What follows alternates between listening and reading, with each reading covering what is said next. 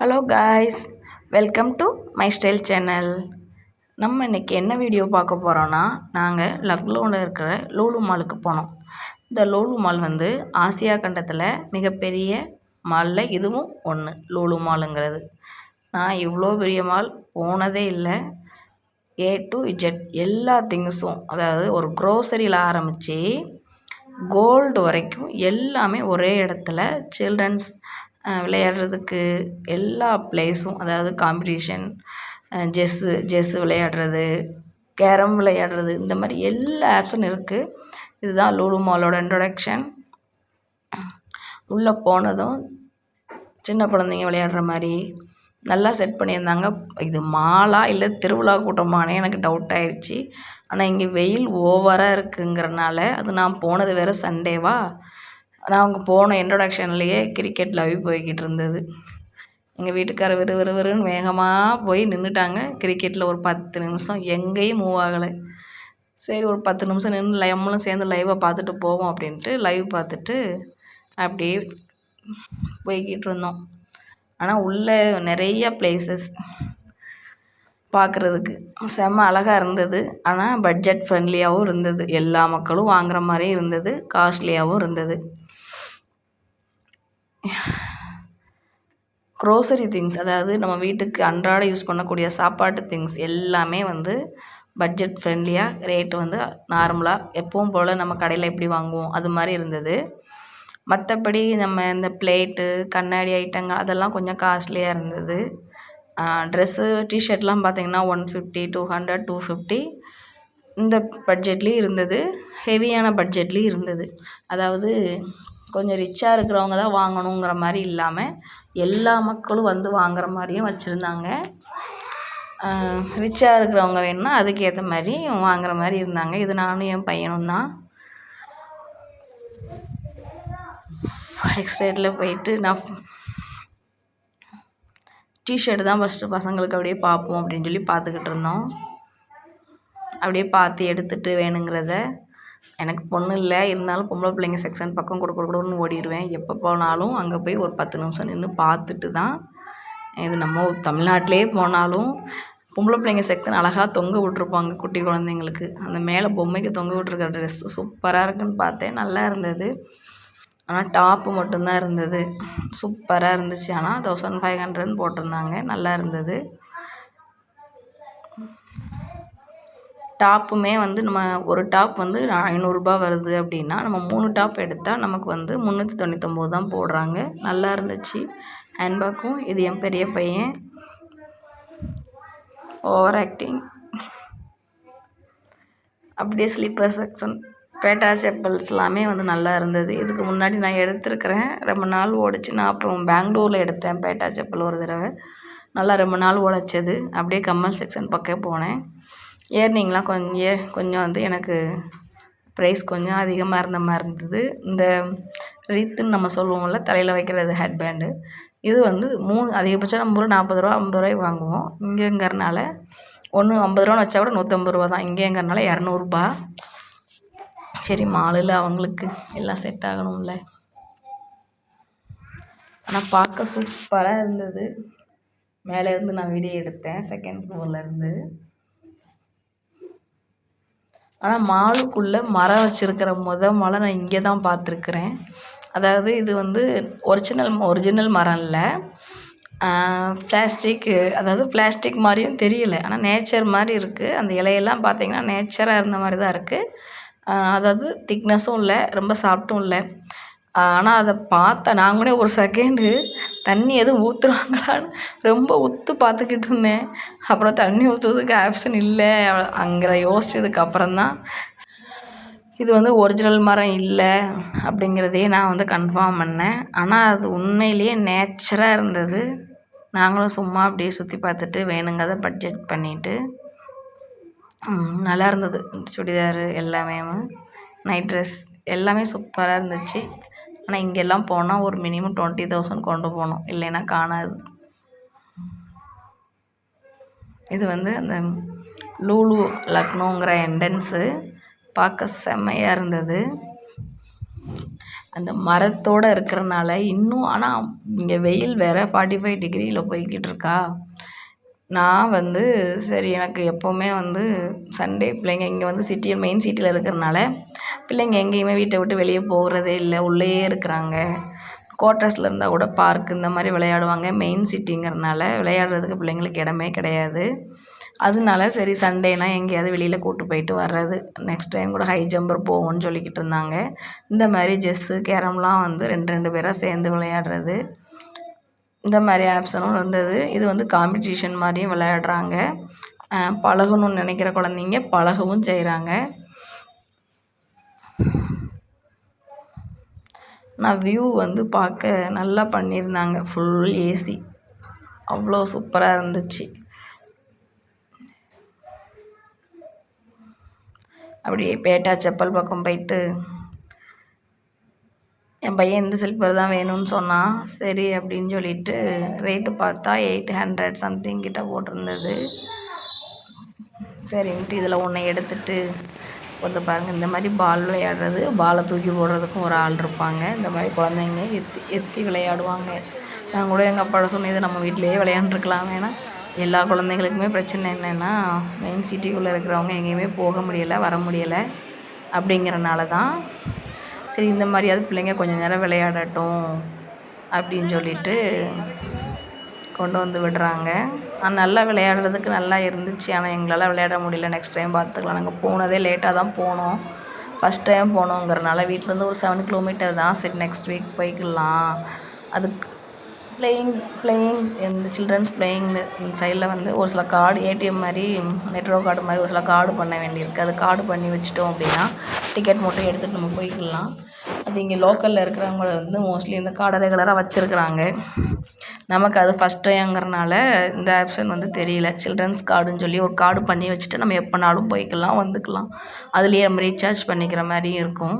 நம்ம இந்த மெட்ரோ கார்டெல்லாம் பண்ணுறோம் இல்லையா, அது மாதிரி. என் சின்ன பையன் எனக்கு கால் வலிக்குன்ட்டு கடைசியில் என் பெரிய பையன் வண்டியில் உட்கார வச்சு தள்ள ஆரம்பிச்சிட்டான். இதில் வந்து நார்த் இந்தியாவில் கோவில்களில் சூடமே யூஸ் பண்ண மாட்டாங்க.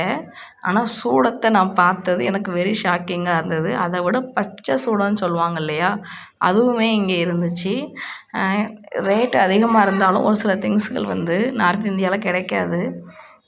குங்குமச்சிமிழ். ஆனால் இந்த மாலில் வந்து A to Z, லூலு மாலில் A to Z எல்லாமே இருந்தது. எனக்கு அதுவே ஆச்சரியமாக இருந்தது. சூடமே இங்கே கிடைக்கிது, ரொம்ப ரேராக இருக்கும்.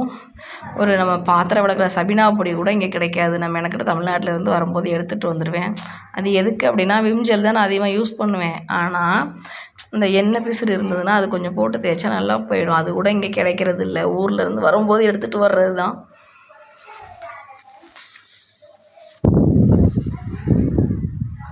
அப்புறம் பித்தளை பாத்திரங்கள்லாம் நல்ல வெரைட்டிஸ் நிறையா இருந்துச்சு. நானும் பார்த்தேன், ஆனால் இதில் எடுக்கலை நான். ஆனால் வெரைட்டிஸ் நிறையா இருந்தது. சரி நெக்ஸ்ட் டைம் யாருக்காவது கிஃப்ட்டு கொடுக்கணும் அப்படின்னா இந்த மாதிரி பார்த்து வச்சுக்கிடுவேன். ஏதாவது பர்த்டே இந்த மாதிரி ஏதாவது சொன்னாங்கன்னா இந்த மாதிரி குழந்தைங்களுக்கு ஏதாவது இந்த மாதிரி பாட்டில் ஏதாவது வாங்கி கொடுத்துட்றது.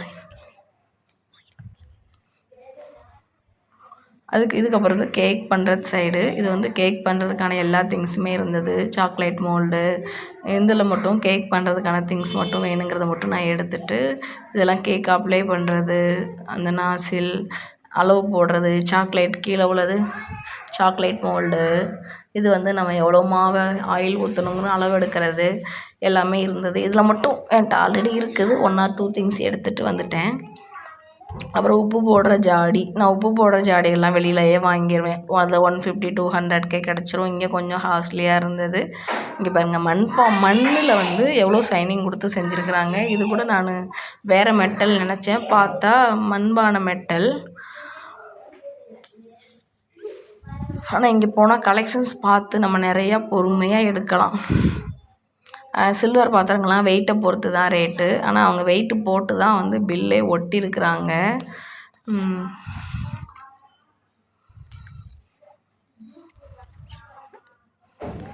ஆனால் அந்த உரலெல்லாம் ரொம்ப காஸ்ட்லியாக இருந்ததுங்க. நம்ம அதிகரிச்சு 200 வாங்க.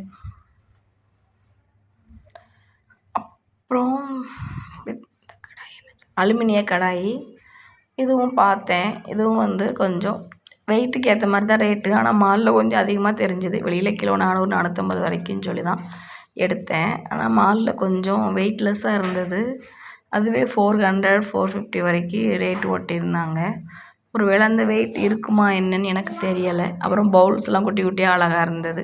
50 ரூபா 60 ரூபாயிலேயுமே சூப்பராக இருந்தது. இதில் ஒரு 2 பவுல் எடுத்துகிட்டு அதை விட குட்டி குட்டி டிஃபன் பாக்ஸ். இந்த டிஃபன் பாக்ஸ் ப்ரைஸை மட்டும் பாருங்கள், 455 ரூபாய். அந்த டிஃபன் பாக்ஸில் அப்படி என்ன இருக்குதுன்னு எனக்கு தெரியல. அவ்வளோ வெயிட்டும் இல்லை. பில்லு எனக்கு ஒரு டவுட் வந்துடுச்சு, பில்லு எதுவும் மாற்றி ஒட்டிட்டாங்களோ அப்படின்னுட்டு. அதை விட எனக்கு பிடிச்சது என்னென்னா இந்த ஃபில்டர் காஃபி தான். நான் இந்த மாதிரி மாடல் தான் வீட்டில் வச்சுருக்கேன். கோவில்பட்டியில் வாங்கினது. இந்த மாதிரி தான் என்கிட்ட இருக்குது. நான் கோவில்பட்டியில் 250க்கு தான் வாங்கினேன். இது வந்து அது மாதிரியே வந்து கொஞ்சம் மாடலாக இருக்குது. இதுவும் அந்த ஃபில்டர் காஃபி மிஷின் தான். ஆனால் என்ன வெயிட்டை பொறுத்து ரேட்டுங்கிறனால கொஞ்சம் காஸ்ட்லியாக இருந்தது. தோசை தவாவும் கலெக்ஷன்ஸ் நிறையா இருந்தது. நான் தோசை தவாலாம் எடுக்கலை. ஏன்னா நம்மக்கிட்ட தோசை தவா அடிக்கடி நான் மோஸ்ட்லி இரும்பு தோசை கடாயத்தை தான் யூஸ் பண்ணுவேன். நான்ஸ்டிக் வந்து அது அந்த மேலே உள்ள லேயர் உரியாத வரைக்கும் உடம்புக்கு ஓகே. அதுக்கப்புறம் உறிஞ்சிச்சுன்னா அதை யூஸ் பண்ணக்கூடாது அடிக்கடி. அப்புறம் எப்போவாவது தோசை நான்ஸ்டிக் தவாவை அமர்த்த மறந்துட்டோன்னா அப்புறம் வந்து அதை யூஸ் பண்ண முடியாது. அதுலேருந்து தோசை எழும்பாது. மினிமம் தவான்னு எடுத்தாலே 1000 rupees கிட்ட வந்துடும். அதனால் நான் மோஸ்ட்லி இரும்பு தவா தான். இரும்பு தவா எப்போவாவது அடுப்பை மறந்துட்டால் கூட ஒரு ஆம்லேட் போட்டாலோ வெங்காயத்தை வச்சு கொஞ்சம் ஃப்ரை பண்ணாலோ ஆட்டோமேட்டிக்காக தோசை வர ஆரம்பிச்சிடும். அது உடம்புக்கும் நல்லது, எந்த சைடு எஃபெக்ட்டும் இருக்காது. இப்போ வர்ற காலங்களில் வந்து வர்ற நோய்களுக்கு வந்து நம்ம பழமை ஓல்ட் இஸ் கோல்டுங்கிற கணக்காக எப்போவுமே பழமையை வந்து கொஞ்சம் ஃபாலோ பண்ணால் தான் இன்னும் வர்ற காலங்களில் நம்மளால் சமாளிக்க முடியும் ஓரளவுக்கு. இது வந்து யூஸ் அண்ட் த்ரோ பிளேட்டு, பாக்கு மட்டையில் செய்வாங்கன்னு சொல்லுவாங்களே அந்த மாதிரி இருந்துச்சு. இந்த மாதிரி பிளேட்ஸ் எல்லாம் கொஞ்சம் ரேட்டு காஸ்ட்லியாக இருந்தது. அதாவது இதெல்லாம் கொஞ்சம் காஸ்ட்லியாக தான் இருந்தது. ஆல்ரெடி என்கிட்ட இருக்குங்கிறனால நான் 2 பிளேட் மட்டும்தான் எடுத்தேன். ஒரு பிளேட் ரேட்டே 120 கிட்ட இருந்தது. 120 மினிமம் பட்ஜெட் 120லேருந்து தான் ஸ்டார்டிங்கு. 500 600 வரைக்கும் இருந்தது. இந்த மாதிரி கிளாஸ் ஐட்டங்கள் வந்து கொஞ்சம் காஸ்ட்லியாக இருந்தது மாலில். மற்றபடி அதான் ஒரு செக்ஷன் வந்து ரேட்டு காஸ்ட்லியாக இருந்தால் ஒரு செக்ஷன் ரொம்ப லோவஸ்ட்டு ப்ரைஸாக இருக்குது. நான் இந்த மாதிரி கிளாஸ் ஐட்டங்கள் வேணும் அப்படின்னா இதுக்குன்னே கடை இருக்குது. அங்கே போய் எடுத்துருவேன். அங்கே போய் எடுக்கும்போது நமக்கு இந்த கண்ணாடி டம்ளர்கள் 6 ஒரு 250 தான் வரும். ஆனால் இங்கே எடுத்தோம் அப்படின்னா 800 ரூபாய் கிட்ட வருது. நான் அதனால் இங்கே அந்த மாதிரி கடைகளுக்கு போய் எடுத்துருவேன். இதெல்லாம் பிள்ளைங்க கொண்டு போகிற டிஃபன் பாக்ஸ் ஸ்கூலுக்கு.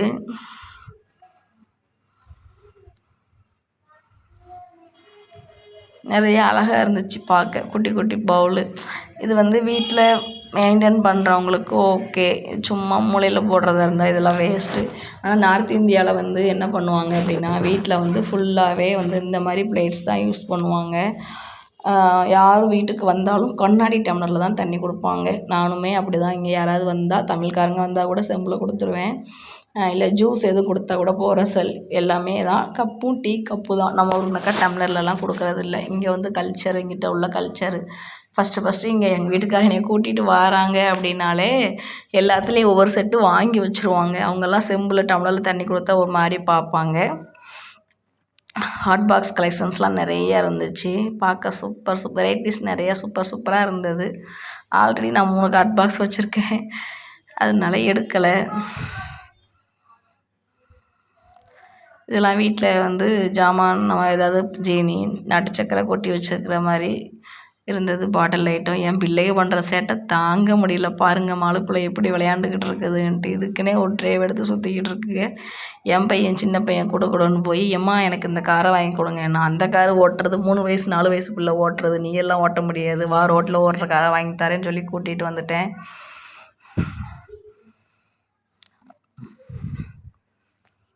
இது எல்லாமே வந்து வீட்டு யூஸ் திங்ஸ் தான். இதெல்லாமே நார்மலாக இருந்துச்சு ரேட்டு. மாலுனாலே சின்ன குழந்தைங்களுக்கு பிடிச்ச இந்த ட்ரெயின் தான். ஒரு சுற்றிட்டு வந்தாலே போதும், அவங்கள கையில் பிடிக்க முடியாது. அதுக்கப்புறம் இந்த சாக்லேட் ஐஸ்கிரீம் எனக்கு ரொம்ப பிடிச்சிருந்தது. இந்த சாக்லேட்டும் கொஞ்சம் ஐஸ்கிரீமும் சேர்த்து வச்சு கொடுத்தாங்க. அதோட இது 170. சரி நம்மளும் எப்போமா தானே போகிறோம் அப்படின்ட்டு நான் ஃபஸ்ட் டைம் அந்த சாக்லேட் வந்து அது வந்து ரன்னிங்கில் ஓடிக்கிட்டே இருந்தது.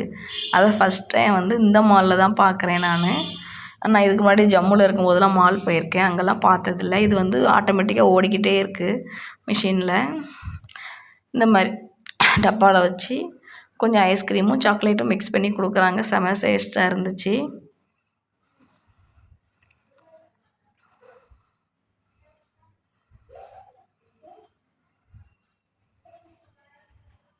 இது வந்து குல்ஃபி மிஷின். குல்ஃபி வந்து ஆட்டோமேட்டிக்காக ஓடிக்கிட்டே தான் இருக்கும்.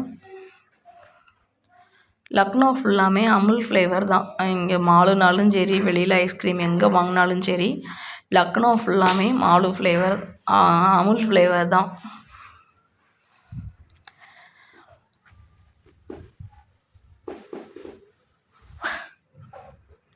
ஆனால் என்ன ஜேன்னு திருவிழா கூட்டம் கணக்காக இருந்தது. என்ன இவ்வளோ கூட்டம் வராங்களான்னு நானே ஷாக் ஆகிட்டேன் ஒரு செகண்ட். நான் இதுக்கு முன்னாடி ஒன் டைம் போயிருந்தேன். அப்போ வந்து அக்டோபர் மாதம் போயிருந்தேன் 2023. அப்போ வந்து சும்மா ஒரு 1 ஹவர் போயிருந்தேன் இன்னொரு ஃப்ரெண்டு கூட. அப்போ வந்து இவ்வளோ கூட்டம்லாம் இல்லையா நான் கவனிக்கலையான்னு எனக்கு தெரியல. இல்லை நான் போன டைமிங்கில்ங்கிறனால இல்லையான்னு எனக்கு தெரியல. இப்போ வெயிலுங்கிறனால சண்டேவும் எல்லாருக்கும் லீவ் இருக்கும். பேக்கெல்லாம் கொஞ்சம் காஸ்ட்லியாக இருந்தது. ஆனால் பை ஒன் கெட் ஒன்னுங்கிற மாதிரியும் போட்டிருந்தாங்க. இதெல்லாம் ஸ்டேஷ்னரி திங்ஸு. நான் அந்த லிக்யூட் ஐட்டங்கள்லாம் எதுவுமே எடுக்கலை. ஏன்னா எனக்கு கேண்டீன் ஃபெசிலிட்டிஸ் இருக்கிறனால நான் இங்கேயே எடுத்துருவேன். எதுவுமே எடுக்கலை. அதோட நட்ஸ் ஐட்டங்கள்லாம் நான் வாங்கினேன்.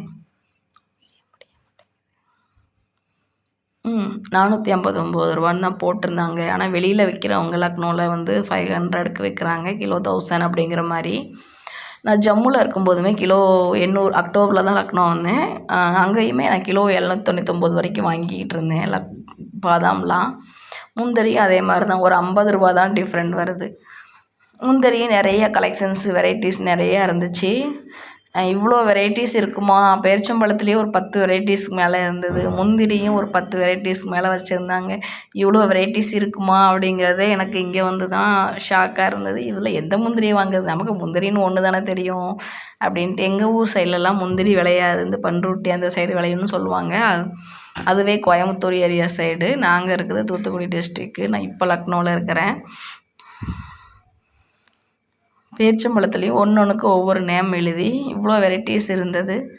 நான் இதில் ஒரே ஒரு வெரைட்டிஸ் மட்டும் நான் பட்ஜெட் ஃப்ரெண்ட்லியாக இருந்தது சரின்னு சொல்லி 2 கிலோ எடுத்துகிட்டு வந்தேன். நம்மளை பொறுத்த வரைக்கும் எல்லா பேரிச்சம்பழம் தான் சாப்பிட்ணும். நமக்கு பேரிச்சம்பழம் சாப்பிட்ணுன்னு தெரியும். இதில் எவ்வளோ வெரைட்டிஸ் இருக்குங்கிறத இங்கே வந்ததுக்கப்புறம் தான் தெரியும். இதில் எது நல்லது எது கெட்டதுன்னு கூட எனக்கு தெரியாது. என்னை பொறுத்த வரைக்கும் பேரிச்சம்பழம் சாப்பிட்ணும், அவ்வளோதான் உடம்புக்கு நல்லது. முடிஞ்ச அளவுக்கு பேரிச்சம்பழம் கொஞ்சம் ட்ரையாக என்ன சொல்கிறது, மரத்துலேருந்து பிடுங்கி கொஞ்சம் உலர்த்தி வச்சுருப்பாங்க. அந்த மாதிரி சாப்பிட்றது உடம்புக்கு நல்லது. சாக்லேட்டுமே 1/2 கிலோ 1 கிலோ இந்த மாதிரி கிலோ கணக்கில் வந்து பேக்கெட் போட்டு வச்சுருக்குறாங்க. இல்லை நம்ம நிறுத்தும் வாங்கினாலும் வாங்கிக்கிடலாம். இந்த மாதிரி பேரிச்சம்பழமும் இருந்தது. இது வந்து 2000 கிட்ட வந்தது. இது என்ன பேரிச்சம்பழம் நம்ம பேர் போட்டிருந்தாங்க, எனக்கு ஞாபகத்தில் இல்லை. இந்த மாதிரி எல்லாமே நமக்கு எவ்வளோ வேணுமோ நிறுத்து வந்து வாங்கிக்கலாம். இங்கே க்ரோசரி திங்ஸ் எல்லாமே அரிசியோ துவரம்பருப்போ உளுந்தோ வால்நட்டும் ஜம்முலையும் இதே ரேட்டு தான். 1/2 கிலோ 674 ரூபா. ஜம்முவில் வந்து 1/2 கிலோ 600 கிட்ட வரும். அவ்வளோதான். சரி மாலில் போய் எடுக்கிறோம் இல்லையா, அதனால ஒரு 50 ரூபா டிஃப்ரெண்ட். அதுக்காக நம்ம ஜம்முக்கு போக முடியாதுல்ல வாங்குறதுக்காக. அந்தந்த இடத்துல விளையிறது அந்த இடத்துல கொஞ்சம் கம்மியாக இருக்கும் ரேட்டு, அவ்வளோதான். ஆனால் இங்கே அரிசி பருப்பு சீனி நாட்டு சர்க்கரை எல்லாமே வந்து க்ரோசரி ஹோல்சேல் ரேட்டுங்கிறனால கம்மியாக இருந்தது.